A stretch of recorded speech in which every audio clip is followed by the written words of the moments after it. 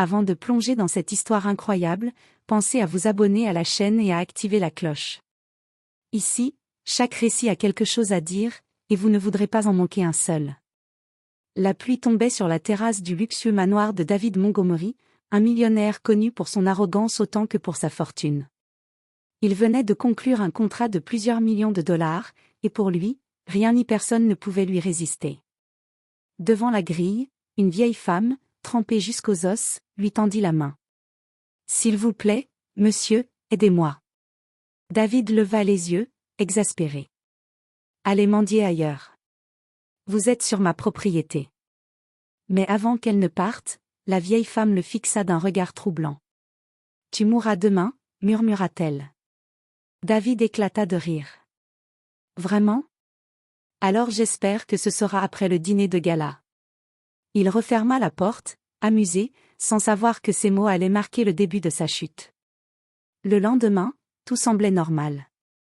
Le soleil brillait, les domestiques s'affairaient, et David riait encore de cette prédiction ridicule. Mais au fil de la journée, d'étranges coïncidences se produisirent. Un lustre manqua de lui tomber dessus, son téléphone reçut des appels anonymes où personne ne parlait, et même son chien refusait de s'approcher de lui. Ce soir-là, lors du gala qu'il organisait, un homme en costume noir entra discrètement. David leva son verre, prêt à prononcer son discours. Mais à ce moment précis, il sentit une main froide se poser sur son épaule. « Je t'avais prévenu » murmura une voix qu'il reconnut aussitôt. David se retourna et son visage devint livide. Quelques instants plus tard, le millionnaire qui riait la veille se retrouvait à genoux, suppliant pour sa vie. David Montgomery ne s'était jamais senti aussi vulnérable de toute sa vie. Quelques heures auparavant, il était au sommet du monde, un homme riche, puissant, adulé, invincible, et maintenant, il tremblait devant une inconnue qui semblait lire son âme. La vieille femme, vêtue d'un manteau noir usé, l'avait suivi jusqu'à son bureau. Ses yeux étaient étrangement clairs, presque hypnotiques. « Vous vous moquiez de moi hier ?» dit-elle calmement. David recula d'un pas, son arrogance vacillant. « Qui êtes-vous pour me dire ce que je vais vivre ? Quelqu'un qui sait ce que l'argent ne peut acheter, le temps. » Chaque mot résonnait dans l'immense pièce décorée de tableaux et de sculptures coûteuses. Mais malgré sa peur, David tenta un sourire ironique. « Très bien, montrez-moi ce que vous pouvez faire. » La vieille femme s'approcha, sortant de sa poche un petit miroir ancien. « Regardez. » David leva les yeux. Dans le miroir, il vit, lui-même, mais vieilli, malade, et au bord de la mort. Un frisson glacial parcourut son dos. « Ce n'est pas possible. » balbutia-t-il. « Si.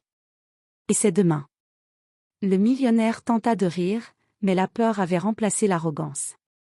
Il voulait appeler ses gardes, mais ses mains tremblaient trop pour tenir le téléphone. « Vous n'avez aucune preuve. » La preuve ne compte pas. La destinée n'attend personne.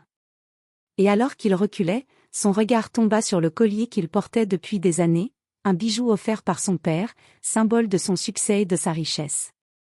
Dans le reflet du miroir, le collier se brisa en 1000 morceaux. David sentit son cœur s'accélérer. Il comprit qu'il n'avait jamais été préparé pour quelque chose de réel, de véritablement incontrôlable. La vieille femme tourna les talons, disparaissant dans l'ombre du couloir, laissant David seul, tremblant et incapable de prononcer un mot. La peur s'installait, et la nuit s'annonçait longue. David Montgomery n'avait jamais cru à la superstition, jusqu'à ce jour. Depuis que la vieille femme avait disparu, tout semblait se déchaîner autour de lui. D'abord, ce fut le téléphone, des appels silencieux, à répétition, où une respiration haletante résonnait à l'autre bout. Puis, ses domestiques lui rapportèrent des incidents étranges, des portes qui claquaient seules, des lumières qui vacillaient, et un des lustres qui se décrocha presque du plafond sans raison. David tenta de rationaliser. Probablement des faux contacts, un problème électrique, rien de sérieux. Mais plus il essayait de nier, plus les incidents s'intensifiaient. En se rendant à son bureau ce matin-là, il trouva une enveloppe posée sur son bureau. À l'intérieur, une seule phrase écrite à l'encre noire. « Tu n'as plus qu'1 jour. » Le rire qu'il avait autrefois réservé à la vieille femme mourut dans sa gorge. Son cœur battait à tout rompre, chaque battement résonnant comme un compte à rebours.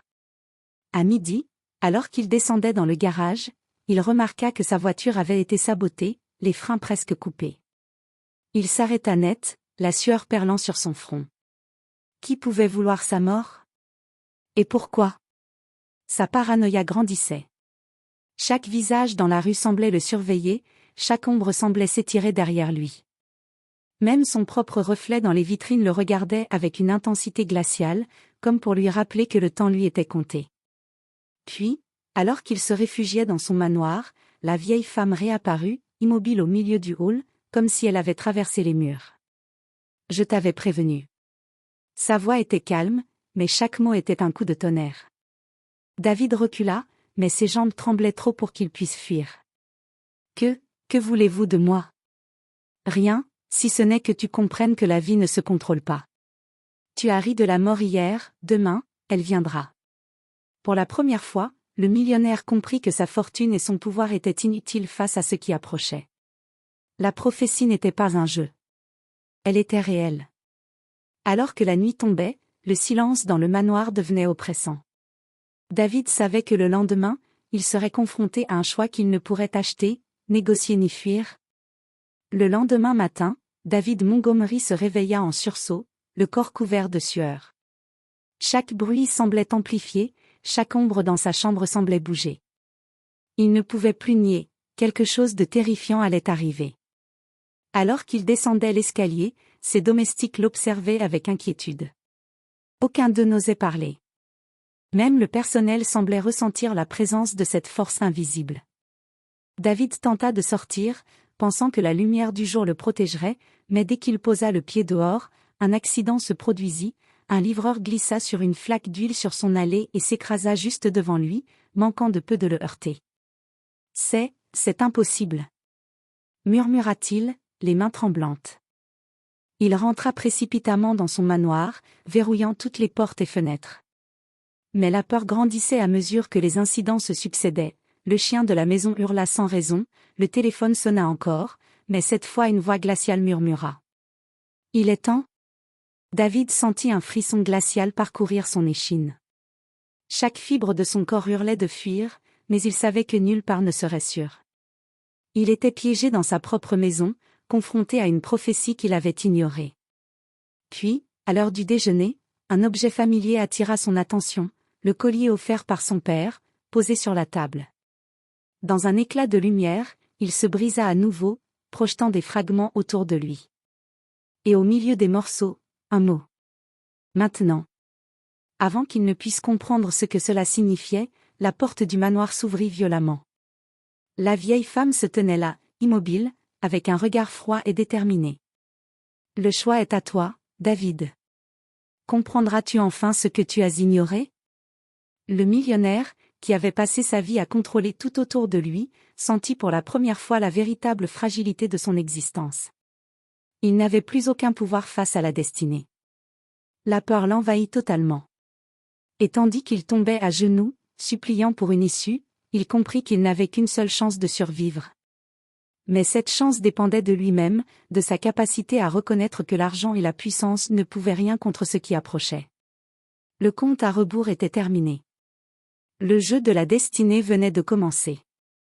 Le soir était tombé sur le manoir Montgomery, plongeant la demeure dans une obscurité oppressante. David Montgomery était à genoux au milieu du hall, tremblant et incapable de prononcer un mot. La vieille femme se tenait devant lui, immobile, son visage calme mais implacable. « Alors, David, as-tu enfin compris ?» demanda-t-elle. « Je ne comprends pas. » balbutia-t-il, la voix brisée. « Tu pensais que ton argent, ton pouvoir, tes hommes pouvaient te protéger. Mais il y a des forces que l'on ne contrôle pas. » David leva les yeux vers elle, désespéré. « S'il vous plaît, je vous en supplie. Épargnez-moi. » Un silence glacé s'installa. Puis, doucement, la vieille femme s'approcha et posa sa main sur son épaule. À ce contact, David sentit une chaleur étrange le parcourir, une sensation qui calma sa peur et fit battre son cœur plus lentement. « Je ne suis pas venue pour te tuer, dit-elle finalement. »« Quoi ?» David resta figé, incrédule. Je t'ai averti pour te donner une chance. Tu devais comprendre que la vie est fragile et que l'arrogance peut te coûter cher. Demain, tu aurais pu mourir, mais tu es vivant parce que tu as appris la leçon. Les larmes lui montèrent aux yeux.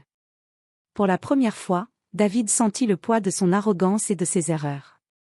Chaque décision égoïste, chaque rire moqueur envers les autres lui apparut dans toute sa gravité. « Que dois-je faire maintenant ?» demanda-t-il, la voix tremblante. « Change. Apprends l'humilité. Respecte les autres. Et souviens-toi, l'argent ne rachète pas la vie. » La vieille femme recula et disparut dans l'ombre du hall, comme si elle n'avait jamais été là.